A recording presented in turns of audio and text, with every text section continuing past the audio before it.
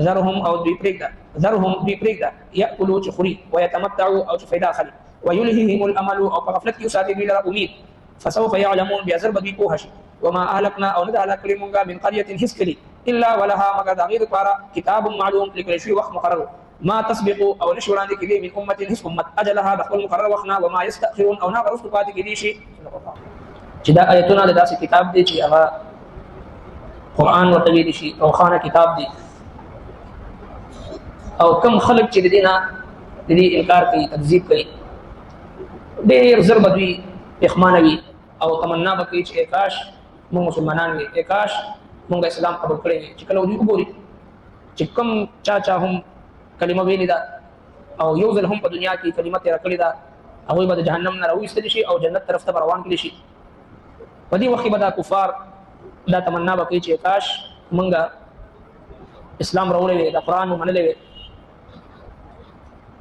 او چې کله د دې کافرانو دا تکذیب او انکار عروج ته ورسېدو هر طرف نه صرف دا چې انکار بلکې د اسلام او پیغمبر اسلام خلاف سازشونه مکر و فریب خپل عروج ته ورسېدو نو سرور کائنات صلی الله علیه وسلم به غمجن شو زړه ته به دک او درد او تکلیف ورسېدو ځکه د الله محبوب پیغمبر حریص علیکم بالمؤمنین رؤوف الرحیم حریص د دې خبرې چې څنګه د ټول خلک اسلام قبول کړي او هدایت طرف ته راشي او ګمراهۍ نه بچ چې کله د الله محبوب پیغمبر وکړو چې دوی په ضد او عناد کې لګیا دي او په کفر او شرک کې وړاندې روان دي نو رسول الله صلی الله علیه وسلم به فطري طور باندې غمجن شو زړه ته به دک درد ورسېدو نو په دې موقع باندې الله رب العالمین د خپل محبوب پیغمبر صلی الله علیه وسلم د تسلی لپاره دا آیتونه مبارکه نازل وفرمایل چې زما محبوب پیغمبر دوی پرېږده په خپل حال باندې پرېږده خوري او د دنیا د ضرورتونو نه د دنیا د خواهشاتو نه استفاده کوي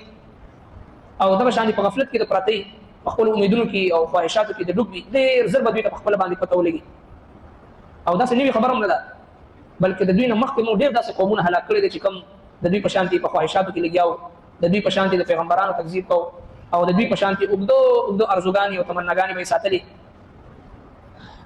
نو د دې خلکو دپاره هم یو وخت مقرر کړی دی تر هغه وخته پورې موږ دوی ته مهلت ورکوو او هر یو قوم دپاره د هر امت دپاره د هر جماعت دپاره یو نیټه او یو وخت مقرر دی نه هغه مخکې کېدی شي نه رسو کېدی شي نو فرمایي ذرهم پرېږده دوی پرېږده یاکلوا چې دوی خوري ویتمتعوا او فایده د اخلي ویلههم الامل او په غفلت کې وساتې دوی لره عمل امید د دوی فسوف يعلمون پس زر به دوی پوه شي ذرهم پرېږده دوی یاکلوا چې خوري ویتمتعوا او فایده اخلي تمتع فایدې ته ویلههم او په غفلت کې وساتې دوی لره عمل د دوی امید عمل طول عمل اوږده امیدونه فسوف يعلمون بزر به دوی ته پته ولګي نو طول عمل چې څه ته ویلی شي اوږده ارزوګانې او تمناګانې او پلاننګونه راتلونکي وختونو دپاره آگاہ اپنی موت سے کوئی بشر نہیں سامان 100 برس کا ہے بلکہ خبر نہیں د یوې لمحې پته نه لګي د انسان د ژوند او د مرګ او لګیا یې راتلونکي شلو 150 کالو دپاره چې دی تدابیر کوي راتلونکي 140 کالو دپاره چې دی هغه تدبیرونه کوي او امیدونه ساتي نو ټول عمل د دین ممانعات راغلي دي رسول الله صلی الله علیه وسلم مبارک فرمایي چې ما ته خپل امت په باره کې د ټولو نه زیات یره د دوه خبرو دي یو دا چې اتباع هوا د نفس خواهشاتو پسې ولګي او هلاک شي او دویم طول عمل اوږده امیدونه څرنګه چې زموږ استاسو دي د مرګ د یوې شپې پته نه لګي چې د یوې ورځې د ژوند د یوې لمحې ژوند هم پته نه لګي او چې کله زموږ استاسو پلانینګونه موږ او تاسو د راتلونکي وخت کې د هر څه دپاره یو پلانینګ کړی صرف او صرف چې کوم یقیني او حقیقي شی دی د هغې دپاره پلانینګ او د هغې دپاره څه تیاري هغه زموږ په معمولاتو کې نشته دی یاره سبا به داسې کوو بل ورځ داسې کوو راتلونکي میاشت به داسې کوو د اوړي کې به داسې کوو د ژمي کې به داسې کوو دا نشته چې په دې قبر کې به څه کوو د قبر زموږ ستاسو معمولاتو کې د مرګ زموږ ستاسو معمولاتو کې نشته دی او که دا وې نو یقینا زموږ سر ته به یو ډایري وپرته وه چې څه کوو چاله ورکړه کوو راکړه کوو معاملات وي چې څه شی وي هغه په هغې کې لیکلو صورت کې موجود وي چې یاره کینې ټایم چې دی ما ته مرګ راتلی شي نو چې کله ما ته مرګ راشي چې د چا حقوق ما باندې پاتې نه شي او زما حق چې کوم په حقیقت کې زما د وارثانو حق دی دا خلکو سره پاتې نه شي زما معاملات صفا وي ما زړه کې چا دپاره بغض حسد نه او بل چا دپاره زما زړه کې دښمن نه خپل ژوند داسې تېر کړم چې د خلکو د دښمنۍ جوړ نه شم د خلکو د نفرت قابل جوړ نه شم خپل معاملات چې صحیح وساتل شم طول عمل یو بل حدیث پاک کې رسول الله صلی الله علیه وسلم فرمایي څلور شیزونه د انسان د بدبختۍ علامات دي هغې کې یو ده چې په سترګو کې د الله د یارې نه اوښکې نه راتلل دا د بدبختۍ علامت دي نو زړه کې د سترګو کې اوښکې راتلل د الله د یارې نه د الله د محبت د وجه نه یا د الله د یارې نه دا د نیکبختۍ علامت دی د خوشقسمتۍ علامت دی د کلونو ګناهونه الله رب العالمین د اوختي په یو قطره باندې انسان ته معاف کوي. او دویم د انسان د بدبختي علامت نبی علیہ السلام فرمایي چې دا زړه کلکوالی دی، زړه سخت وي، زړه کې چا د پاره چې نرم ګوشه موجوده نه وي، سخته لب او لهجه او زړه کې شقاوت او سختی وي، دا د انسان لپاره د بدبختي علامت دی. او دریم دا طول عمل، اوږده ارزوګانې او ډېر وختونو لپاره پلانینګونه کول، نو دا د مؤمن د ایمان خلاف دی چې اوږده ارزوګانې ساتل. حالانکه کوم ذات چې تر اوسه پورې د عزت ژوند درکړی دی، کوم ذات چې تر اوسه پورې د عزت روزي درکړی دی، کوم ذات چې تر اوسه پورې ښایسته او ښکلي ژوند درکړی، هغه ذات راتلونکي عمر کې به هم ستا هر څه پوره کوي. نو بیا د اوږده امیدونه څه ساتي؟ نو طول عمل دا د بدبختۍ علامت دی.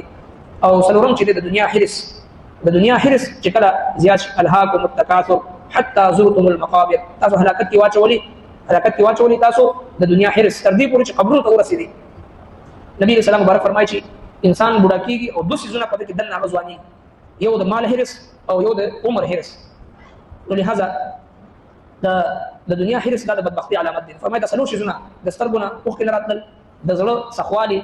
او طول عمل، اوږده ارزوګانې او دغه شان د دنیا حرص. نبی علیہ السلام فرمایي دا د څلور د بدبختۍ علامات دي. او نیکبختۍ علامات هم نبی علیہ السلام ذکر کړی دی چې چاته نیکه پاکه ښځه میلو شي، باعفته باحیا ښځه چاته میلو شي، دا د نیکبختۍ علامت دی. کلو او کشاده کور چاته میلو شي په دنیا کې، دا د نیکبختۍ علامت دی. ښه ګاونډي چاته میلو شي، د الله تبارک وتعالى یو نعمت دی او نیکبختۍ علامت دی. او دغه شان چې الله تبارک وتعالى چاته رزق خپل وطن کې ورکړي، د رزق پسې مسافر نشي، نو خپل وطن کې چاته رزق ملاویدل، دا د انسان د نیکبختۍ علامت دی. نو نیکبختي او بدبختي د اعمالو سره تعلق ساتي. لهذا الله تبارک وتعالى فرمایي چې ويلههم الامل، دې په غفلت کې ساتي، دې امید دی طول عمل. فسوف يعلمون، زر به دې پوه شي. او څنګه به پوه شي؟ تاسو نوې خبره نه ده. وما اهلكنا من قريه، او نه هلاک کړې موږ اسکلي الا ولها كتاب معلوم، الا مگر ولها د هغې لپاره کتاب معلوم، لیکل شوي وخت مقرر وي، خپل وخت باندې هلاک کېږي. حالانکه د کافرانو به وایي چې ويقولون متى هذا الوعد ان كنتم صادقين،